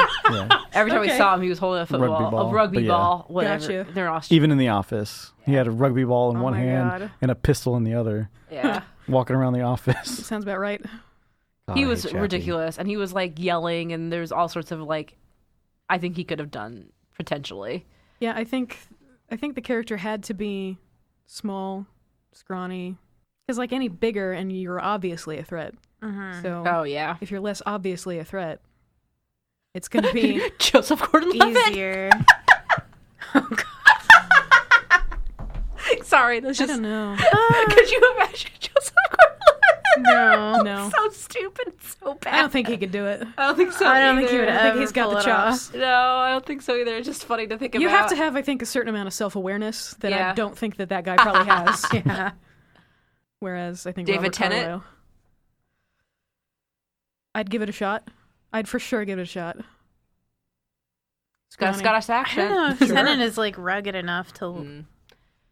to fit the scenery. You know what I mean? Because even Arquette's kind of like, why are you? Yeah, You look too. you look modern. Like, 90s. your face is 90s. You Yeah. have too much of a baby face. Yeah, I to guess be Robert Carr here. has a very like when you think about it like a 19th century It look. is a Like strange he may face, be a 'cause he's smaller man, but his face British. looks. Yeah, I don't know what I'm trying to say.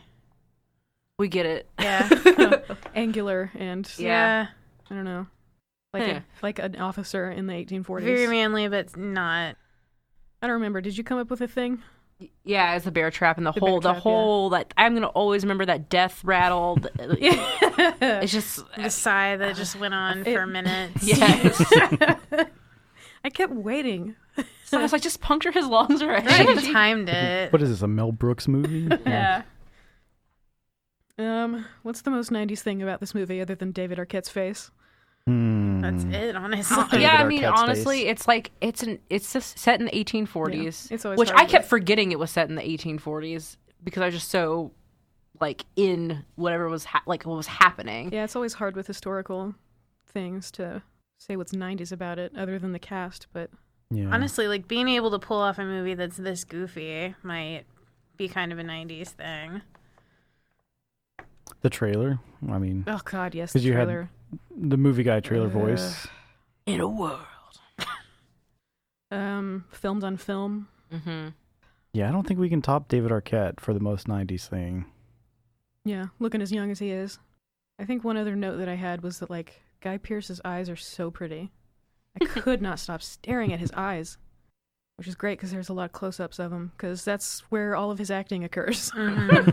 He doesn't say a whole Pretty lot. Like much. it takes 7 minutes before he speaks the first line, and he's in like almost every shot. Is this a good movie? It's a fun movie. I think It's it's a real fun movie. I think that's always such a subjective thing. Yes, it Yeah. Like, It's like we were saying earlier, like as a genre film, yes, I think it's a great movie. I think so. Someone then that's again- not into stuff like this is going to think this is awful. But then I like dumb things also, so I am biased in that way. Like I think it was better than Wing Commander. it was for sure. Oh yeah, it's better than Wing It Commander. was very competent in everything it did, pretty much. I can see so I basically when I rank good films is like how often I will watch them because I'm not a rewatcher of movies like at all. Oh, I see. Okay. And so like when I rewatch a movie, that means it's a good movie to me, and I can see myself rewatching this in Yeah. like 5 Okay. years, All right. just like for fun because it's a fun good movie. Like a good movie to me is its rewatchability, and I would rewatch this again. Yeah, is this the kind of movie you would rewatch while showing to someone else? Definitely. I would definitely watch this with somebody, and I would definitely just watch it, like put it up on the TV for me. I would love to see somebody else react to this movie. That's the thing. Yeah. Like, it would definitely be fun, like with somebody else. Like some movies are just Just watching them experience this Yes. for the Yes. first time. like, Yeah. yes, that really did just happen. Because No, like I don't know what I'm hearing. You just wait. Yeah. I'm trying to think of like movies like I rewatch often, and they're usually like Studio Ghibli movies that are good, like comfort movies for me. Yeah. Princess Bride is one that I watch fairly. I haven't watched it in a while, but yeah, I'm not a rewatcher of movies, and so I think for me when I think of a good movie, it's like, oh yeah, I'll rewatch that. And Especially in October. yeah. What do you think? You haven't said a whole lot. Is this a good movie? I think it's a great movie. like I said, with cannibalism movies, your pickings are slim if you're not going to the hillbilly route. Yeah, so that's a good point. Yeah. it makes for something different. And on top of, it's just unique. Yeah. You just never can put a finger on what's going on, and it's enjoyable.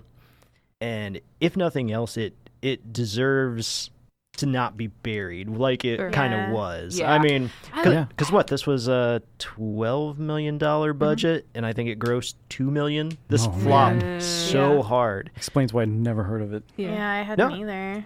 I hadn't until a couple of years ago, and I kept hearing it in circles like, this is a movie you got to check Yeah, out. I think It's this just, definitely became a thing in horror circles Yeah. once the DVD and Blu-ray came out, especially.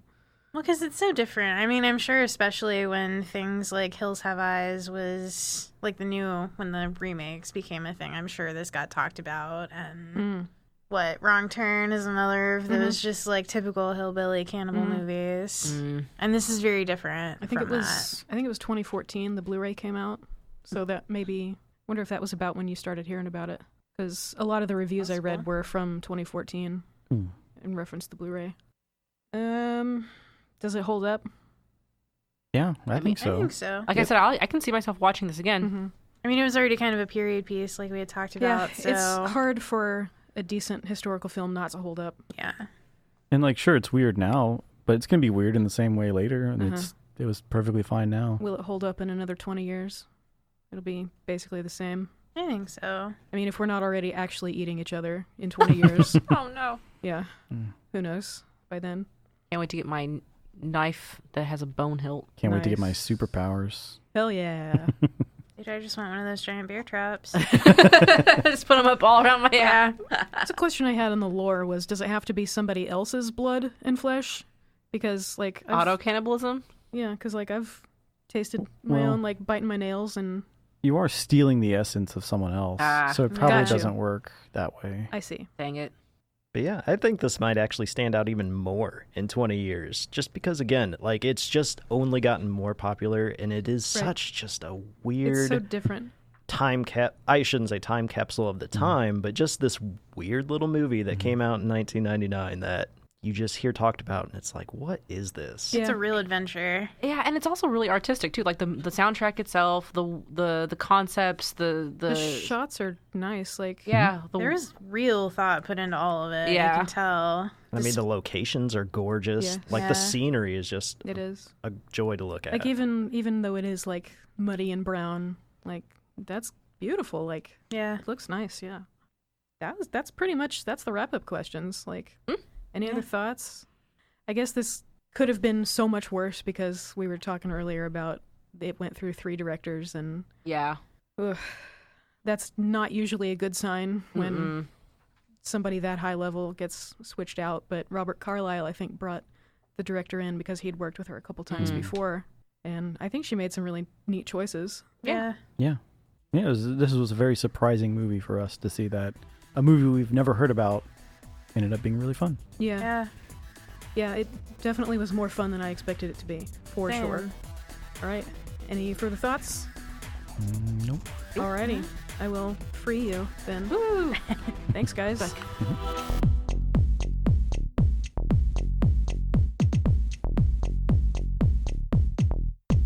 1999 lives on at geekspective.com, where you can find other shows like this one. You can reach out to this show on the social medias at Plitgif, PLITGYIF. That's Twitter, Tumblr, and Instagram. And you can find me on Tumblr at Dangerous. That's Dangerous with an M. That's it for now. Hope to see you at the next party.